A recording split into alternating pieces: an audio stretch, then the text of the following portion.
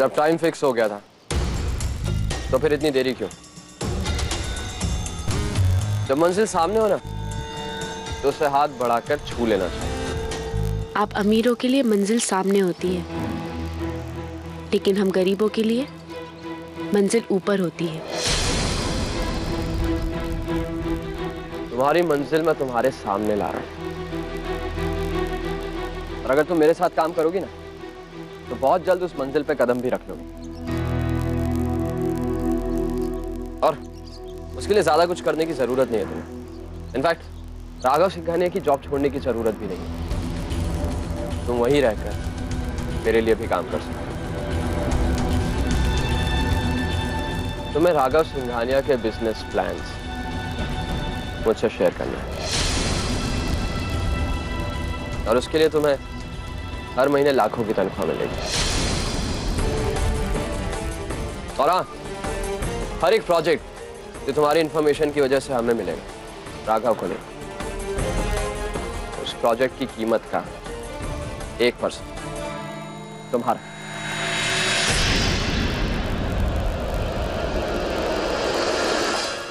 Now listen to me very carefully.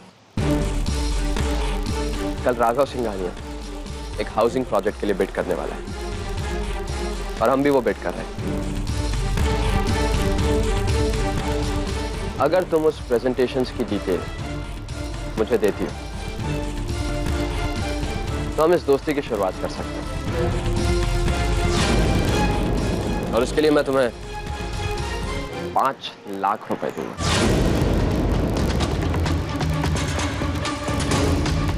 5 lakh? जो तुम्हारी खोली है ना, इसका कम से कम 10 साल का किराया। क्या बोलती है?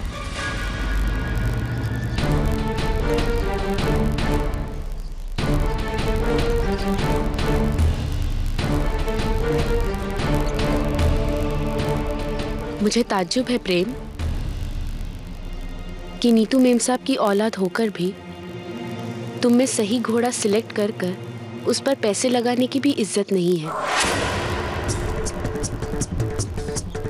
कम से कम नीतू मेम साहब ने कभी तो मेरी आई को चुना और उन्हें नौकरी पर रखा, और नतीजा पाखी को संस्कार मिले। ऐसी परवरिश मिली कि वो एक अच्छी इंसान बन पाई।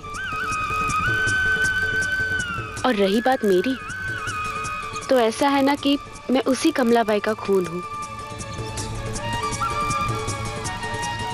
मैं कुछ साल आई से दूर जरूर रही, और शायद इसीलिए अपने उसूलों से भटक चुकी थी, गलती कर बैठी थी। लेकिन दोबारा ऐसी गलती कभी नहीं होगी। हाँ या ना?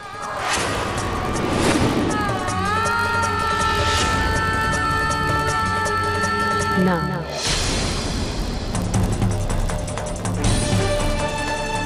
मेरा नाम कल्पना है। मेरे गरीब आई बाबा ने मुझे ये नाम दिया, तो मैं उनकी कल्पना हुई। और मेरी आई बाबा की कल्पना धुंधली हो सकती है, लेकिन बेरंग नहीं। कल्पना को खुली नजरों से देखा जाता है, नजरें उठाकर। तो मैं ऐसा कभी कुछ नहीं करूंगी जिससे मेरे आई बाबा की नजरें झुक जाए। कभी नहीं प्रेम, नेवर। कल्पना, मेरे ऑफर को ठुकराने का नतीजा नहीं जानती है तुम। प्रेम बाबा,